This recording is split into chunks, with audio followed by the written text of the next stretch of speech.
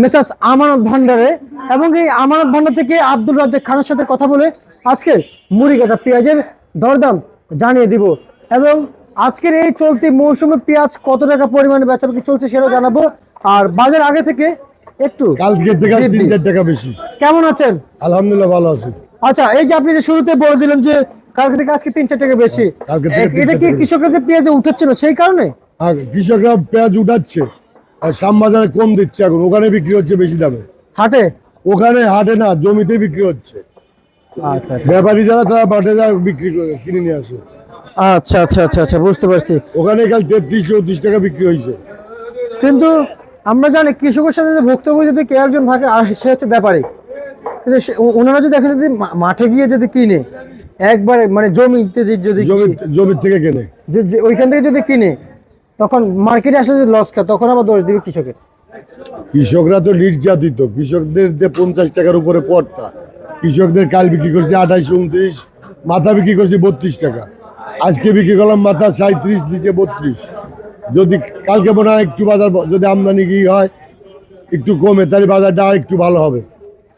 বাজারটা আর একটু বাজার মনে হয় বাড়বে। তো বাজার আর কমার আমার মনে হয় লক্ষণ নাই। আমদানি কমে যাচ্ছে। আচ্ছা, আমদানি কমে যাচ্ছে না? আমদানি কমে যাবে, মাল তো সব আস্তে আস্তে কমে যাচ্ছে। আচ্ছা আচ্ছা, এগুলো সবই তো পেঁয়াজ? সব পেঁয়াজ, না আলু? না না, আমরা আলু বিক্রি করি না। আচ্ছা আচ্ছা আচ্ছা, পেঁয়াজ। আচ্ছা, হাসিতে সুন্দর, কিন্তু আমরা একটু জানতে চাই, এই যে পেঁয়াজ এখন যে বিক্রি করছেন, এই যে কৃষক যে পেঁয়াজ যে নিয়ে আসতেছে, কিন্তু কৃষকের যে ন্যায্য দাম পাওয়ার বেলায় না, ন্যায্য পাচ্ছে, ন্যায্য দাম পাচ্ছে। ন্যায্য দাম পাওয়ার পর আমাদের দেশের কৃষকের তো মানে একবার পিছিয়ে পড়লো।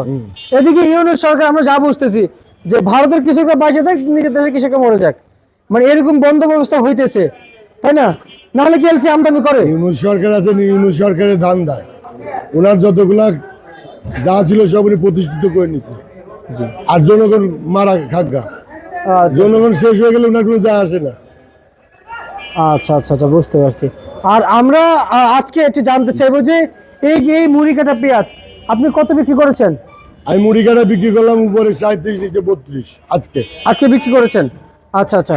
আর হচ্ছে যে বর্তমান মার্কেট যে সর্বোচ্চ যেটা হাই বাজার বাছাইকৃত পেঁয়াজ, সেটা কি আসে? শেষ হয়ে গেছে, 37 টাকা বিক্রি করছি, 37 টাকা বিক্রি করছি। 37?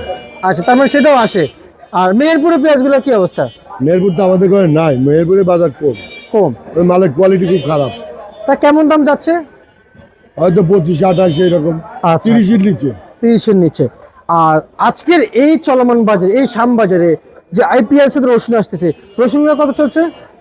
রসুন সম্ভবত 60 থেকে 70-72 এরকম যেতে পারে। আচ্ছা আচ্ছা, এই দামে বিক্রি চলছে।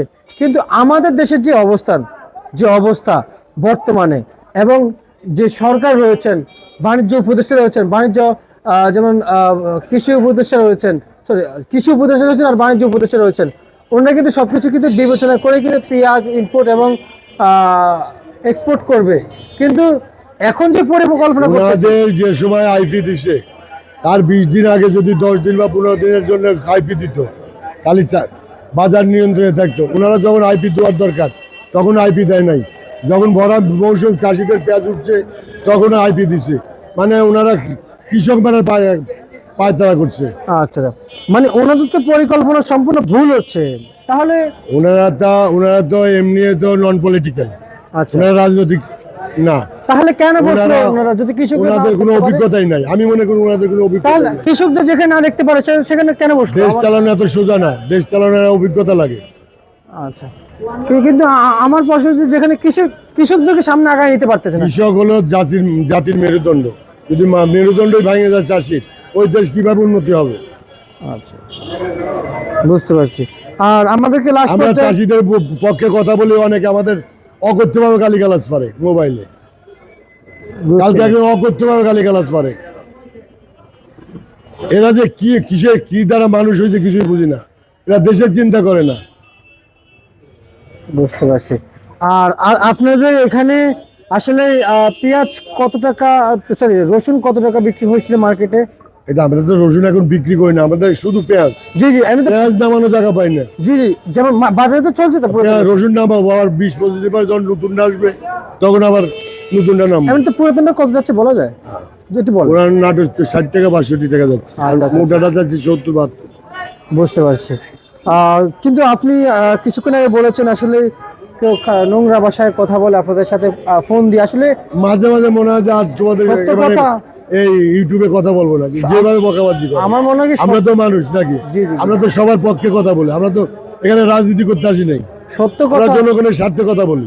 জি জি জি, সত্য কথা বলতে যদি কেউ যদি গায়ে বাঁধে তাহলে এই সত্য কথা চালিয়ে যাওয়া ভালো। আসসালামু আলাইকুম। ওয়ালাইকুম আসসালাম। এই ছিল আজকে সর্বশেষ বার তালিকা ঢাকা থেকে।